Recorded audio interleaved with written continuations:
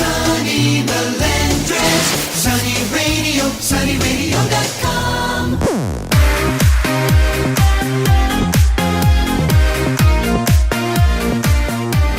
Hello, it's Sonny Melendrez. Welcome to the show. And, we try to bring you guests that are inspiring, fascinating, that take you to a whole other level in the area of success and in life. And certainly, my guest today fits that bill. His name is Thom Singer. Thom is a CSP. Now, in the world of speaking, in the National Speakers Association, that is a very big deal. There are only about 800 in the world, a certified speaking professional. And we'll get to how you get to that in just a little bit. But I want to tell you what Thom has done over the last several years becoming a speaker and how it might help you overcome your fear of speaking. Because we read about this time after time, year after year. Number one fear people have is speaking in front of a group, especially a group of strangers. So welcome to the program, Thom Singer. How are you? I'm doing great, Sonny. Thanks for hosting me today. Well, my pleasure. And you hosted me. Can we tell people the story about how that all happened? So I was speaking at the Austin chapter of the National Speakers Association, and you were one of the guests in the room, and I was talking about whether or not a podcast was a good idea for speakers and other small business people. And at the end, I sort of closed out. I had a little coupon I made that said, "Be a guest on my show." And I asked the audience, who would like to be a guest on my podcast, Cool Things Entrepreneurs Do? And a bunch of people raised their hand, and I just continued to hold the coupon. I didn't say anything. I just held it up there, and you leapt up and ran up to the front and grabbed the ticket. And exactly. Usually it's me that's giving away the prize. Yeah, right. So you knew the trick, but the idea was if you want something in this world, you got to take action. Exactly. So let's talk about April 1st, 2009. What happened? I got laid off. Now, if you think back to what was going on in April of 2009, the economists say that arguably that was the bottom of the recession, the absolute worst time since the Great Depression in the United States, in the world, for the economy. And I got laid off. And I'll tell you, the irony of being laid off on April 1st has never been lost on me. But I had been working as a marketing person for a consulting firm. Before that, I'd been in marketing and sales for different types of services company, including law firms and banks. And several times I worked for companies that closed their doors or otherwise made the decision to pull out of the city that I lived in. And I just decided on April 1st, 2009, that wasn't going to happen again. And I was just going to work for myself. And then you did what? I cried. No, I started taking action. So I'd always, being in sales and marketing, you go to a lot of conferences, and sometimes they have celebrity speakers, sometimes they have sales and marketing related experts, but sometimes they have like people who've written a book or just done something. And I would watch these people, and a lot of them were great presenters, but I would watch them and think, that's a better job than I have. How do you get that job? And so I had studied the speaking industry for about 5 years at that point. And when I got laid off, I just decided that's what I want to do. I'm just going to go for it. And so I went for it. Well, it's amazing because a lot of people don't get to be a certified speaker in the National Speaker Association in the short time that you were able to. How do you account for that? So the requirements to get your CSP, your certified speaking professional, is there's a bunch of them, but one is you have to be in the business for at least 5 years. The minimum that they'll track is 5 years worth of your performance. And that involves how many times you've spoken in front of audiences, how much you've been paid to speak before audiences, the length, the types of speeches. There's a whole bunch of stuff you have to fill out. In fact, the joke is CSP stands for completed stack of paperwork, because there's a lot of paperwork that goes into it. But the minimum is 5 years, and you have to clear sort of an earnings number. Now, it's not a huge number, but it's just to show that you're consistently being paid as a speaker. And they say, that. So in 2009, I decided if the minimum was 5 years, I set a personal goal that I was going to do it in 6 years. And I actually did it in 5. You certainly did. Now, I have to ask you, did you have a mentor or mentors along the way? I did have a couple of people who were mentors in a way. One gentleman was a career, 30-year sales speaker. And at the first time I met him at a National Speakers Association meeting, the first time I attended in 2009, he actually set me on the right path with a couple of pieces of advice. And the one I always remember is he asked me, what do you want the audience or the meeting planner to say to you after you get off the stage? And I fell for what he was asking. I said, I want them to say I was great. I was the best speaker they've had at the whole conference. And he looked at me and said, no, you don't. That's the wrong answer. And I said, no, I've got a little bit of an ego. I want them to like me. I want them to think it was a great speech. And he told me, he goes, Thom, here's the problem. He said, Thom, the problem with this is that we live in a polite society. So if somebody tells you, hey, that was great, you have no idea of knowing if it was or not. And the example he used was, imagine you're at a conference and the speaker's kind of mediocre, not horrible, but when he or she finishes, you think, yeah, I'm kind of glad they're done. Now you're at the cocktail party that night and you reach for a piece of shrimp in the buffet line and someone else reaches for the same piece of shrimp and your hands almost touch and you laugh and you look at each other and it's you and the speaker and nobody else is nearby. He said, what words come out of your mouth? And he said, you say great speech. And I've told this to other people and sometimes people go, oh, I would never lie. I would say, I'd find a different thing to say. I'd say, I love that part where you talked about your sister. Well, do you know what the speaker hears? They hear great speech. So he told me there's a lot of people out there who think they're great speakers because people tell them afterwards, wow, I really enjoyed that. Because no one would walk up to you at a cocktail party and say, my God, that was highly mediocre. Because that's not the society we live in. We live in a polite society. So I asked him, I said, well, I don't understand that. If I don't want them to tell me I was good, what do I want them to tell me? And he said, from this day forward, you know you're good if they say a derivative of something like, what else can you do for me? And he told me that translates to, do you have a book? Do you do consulting? Would that speech work in a law firm? Or can I just take you to coffee and pick your brain? Because nobody says those things if they thought you were mediocre. So if they want more of you, if they say, what else can you do for me? Then you know you're doing a good job. And that reframed how I looked at every speech that I gave. I never worried about the smile sheets or what anybody said to me in the lobby. I looked for the types of things they were saying.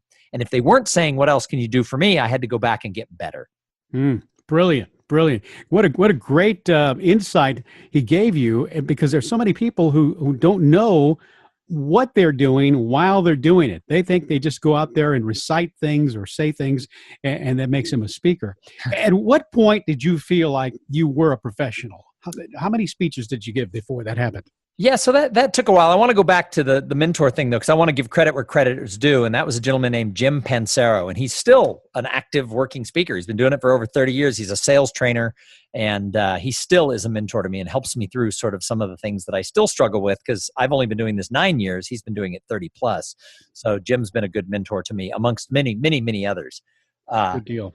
But when did I think that's a really good question. I read an article in Speaker Magazine once when I was first starting out, maybe again about 9 years ago. And there was an article by a woman, I think she was being interviewed, named Roxanne Emmerich, and she's a legend in the speaking business. And Roxanne said, you're never really there until you've been invited, not you've spoken at your Toastmasters Club or to your sales team, but until you've been invited 300 times to be a featured speaker. She didn't even care if you were paid. But if you were invited over 300 times, she said somewhere around that, you find your own skin. You get comfortable with who you are as a speaker. And there was a lot of truth to that, because when I started out, I don't know, when I first started full time, I'd maybe given 50 or 60 speeches. Now it's over 700.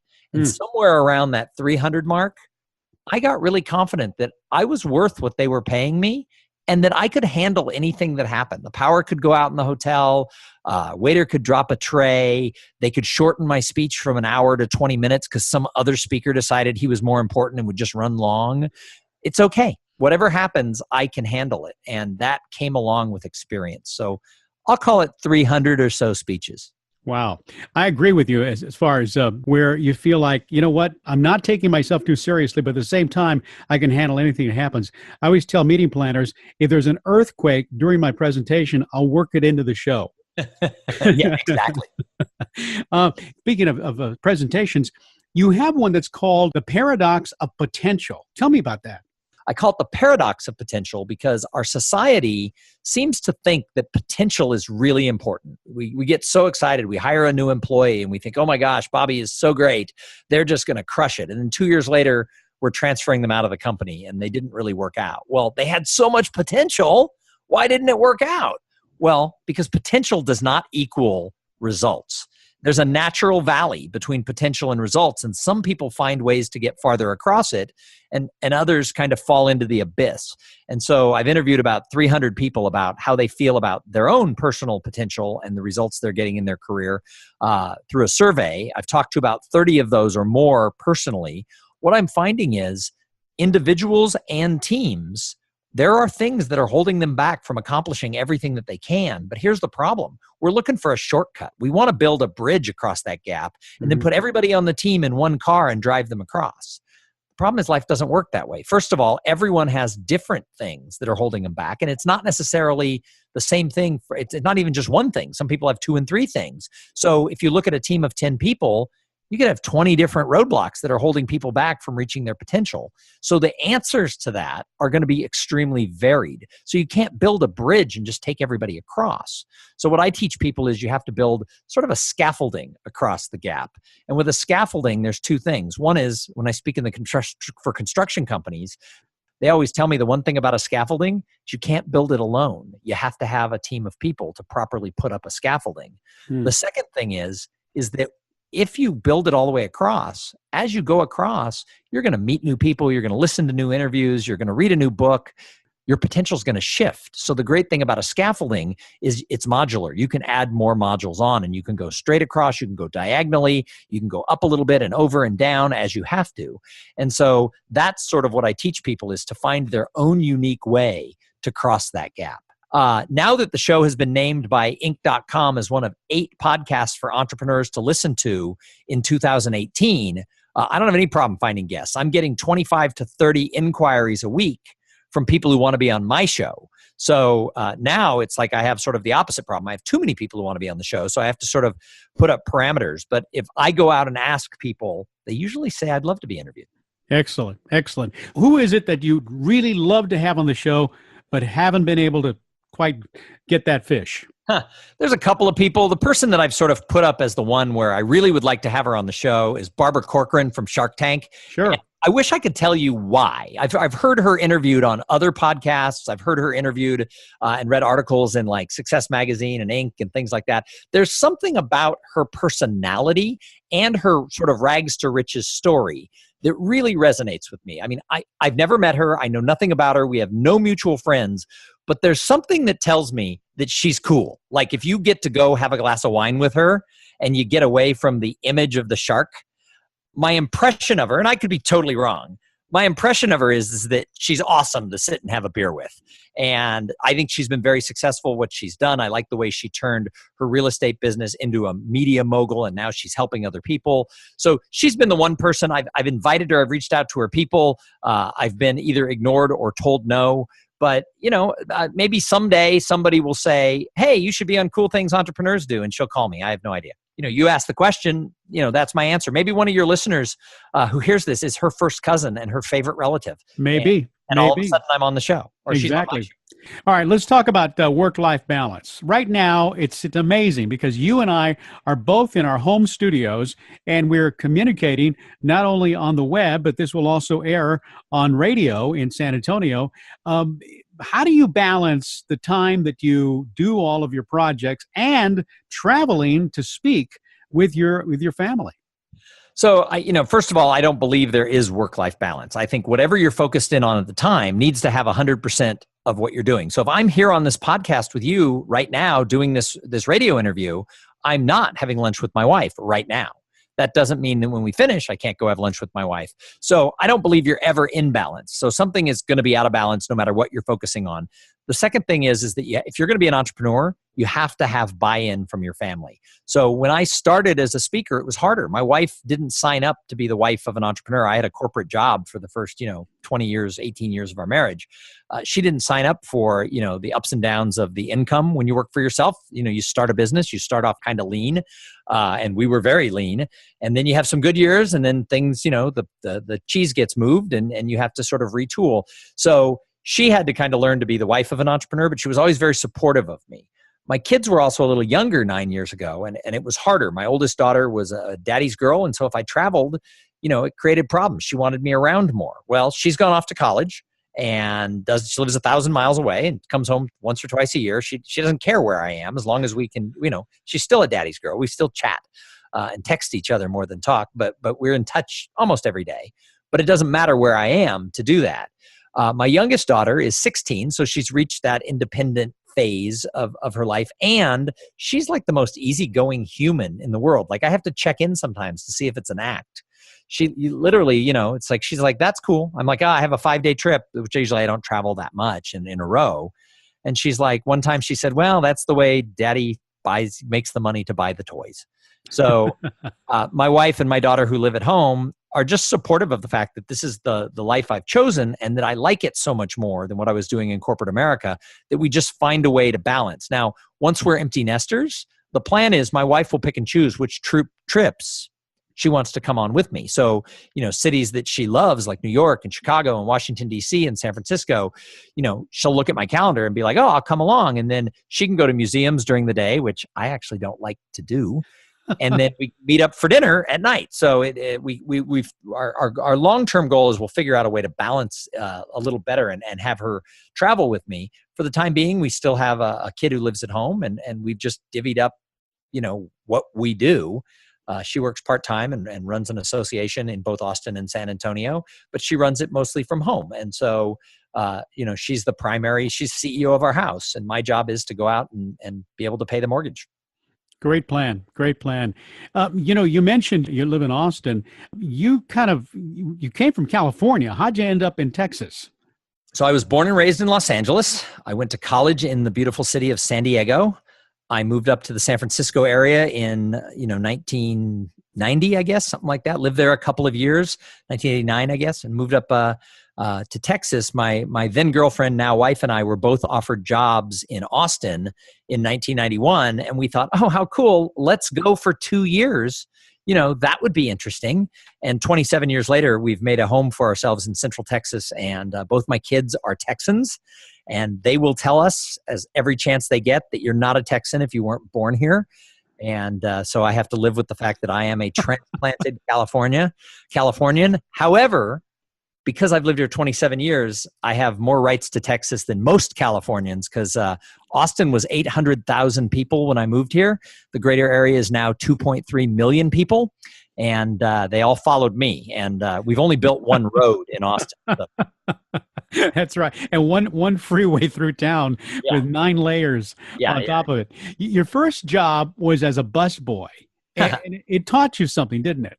Yeah. So my first job was at a California restaurant chain called the Big Yellow House. And it was all comfort food, all you could eat, chicken and ribs and pot roast. They had cornbread and all that type of stuff. And I started off as a busboy. When you're a busboy, there's a couple things you learn. One is you get tipped out by the waiters. The other thing is that you're there to serve, and you're not just there to serve the waiters. You're there to sort of serve everybody. And I learned early on that if you treat people well, and if you pay attention to them, and if you see that they're there and don't just work past them without looking people in the eye, you're going to succeed more. So the waiters always tipped me out better than they did a lot of my peers. And oftentimes the patrons would come up and slip $5 and say, I know the waiter tips you out, but you made our dinner really special. I learned that if you can see people and serve them, that you're gonna get ahead of the rest. And so being a busboy was a great first job, and I've tried to always take that with me everywhere I went. It makes a big difference when you are that young and you recognize certain things about service and serving others that you carry with you. Were you always, kind of mature in that regard? Yeah, I don't know. I mean, I was a punk 16-year-old like everybody else, I think. I think a lot of it came from my parents. We always thought my dad was an introvert because my mom was so extroverted. When my mom passed away, we learned my dad was also an extrovert. He'd just been overshadowed for all that years. But both my parents really liked people. They always treated people very well. And, this whole idea of realizing that it's not just about you was sort of the way my parents lived. And I don't think I noticed it when I was younger. I think later, I just realized that they had led by example. Tell me, Thom, about the last conversation you had with your mom. Oh, I kind of thought you were going to ask me this one. So my mom got sick when I was 15. She had breast cancer. And at first they thought they had it all. And over the course of the rest of my high school career, it came back and things got worse. And my dad and I spent a lot of time, caring for her. And I started college, and I actually picked a college because it was 2 hours from my house versus going 8 hours away or farther, or going to a college in town. My dad thought if I went to college nearby, that was going to be a problem because I'd be home all the time. And that if I went too far away, I couldn't get home if things took a turn for the worst. So I was about 2 hours away. I was away maybe 2 weeks when things took that turn for the worst. And I started coming home every weekend and helping my dad. He wouldn't hire anybody to help around the house. And I would come home on Friday and go back to school on Sunday, and I would take care of her so my dad could go shopping and go golfing and maybe go have lunch with a friend and just get a break from everything that he was doing. And I did that for like 12 weeks. And the last time I was home before she passed away, I was sitting with her on a Saturday morning, and she grabbed my hand and she asked me a question. I couldn't understand her. And I sort of leaned in and said, "What?" And she pretty clearly said, "Would you trade me?" And I was like, "What?" She said, "Would you trade me for a mother who would live longer?" Because I was 18. She was 58. She had been 40 when I was born. And she said, "Would you trade me for a mother who would live longer?" And I got upset. I was like, "Why would you even ask me that?" I was crying. I'm like, "Of course not." And she said, "Well," she goes, "when you were born, I said a prayer that I'd see you through your 18th birthday and off to college." And then she sort of smiled. And she said, "If I knew God was listening that close, I would have asked for a hell of a lot more." Oh, But wow. then she added that if I wouldn't trade her, I needed to face what was going on. I couldn't hide from it. I couldn't be pissed at the world, that I needed to accept what was happening, and I needed to embrace the good that had gone on the last 18 years and not get lost in the sorrow and all this. And I didn't realize it at the time. I didn't like the conversation. I changed the subject. I got off of it. But years later, I realized that it must have sucked to be 58 years old and know you were going to die any time. I mean, the day was there within a week to know that. And yet in that conversation, she knew her purpose. And her purpose was she was the mother of a teenager who was about to lose a parent. And she very clearly and very concisely said what needed to be said to her son. It wasn't about her. It was about him. I remember her saying, you could live 70 more years. I don't want you to get derailed by this. She was worried about me going off the deep end, drugs, alcoholism, whatever. And she very clearly said, this is just one stage of your life. And like I said, it took me maybe 15 or 20 years to realize the power in that. But she knew her purpose in that conversation. And when I tell that story, the one thing I always say is that when you know your purpose in a conversation with each individual, because when she talked to her friends and her sisters and my brothers separately, either in person or by phone, she had very pointed conversations for that person. She knew her purpose in her last talks with everybody. When you know your purpose in every conversation, that's where you leave a legacy. Because Sonny, if she had just held my hand and said, "I love you," that wouldn't have changed anything of how I felt about her. But because she knew her purpose as a mother of a teenager who was about to go through something pretty bad, that's what leaves a legacy. Because I'm telling you the story, 33 years later. I want to thank Thom Singer for sharing his wisdom with us, and you can listen to more of my conversation with Thom Singer at sonnyradio.com/show. You'll also find a link to Tom's website, and you can listen to my past shows on demand. Till next time, I'm Sonny Melendrez, and let's not forget that success leaves clues. Thanks for listening. Bye-bye.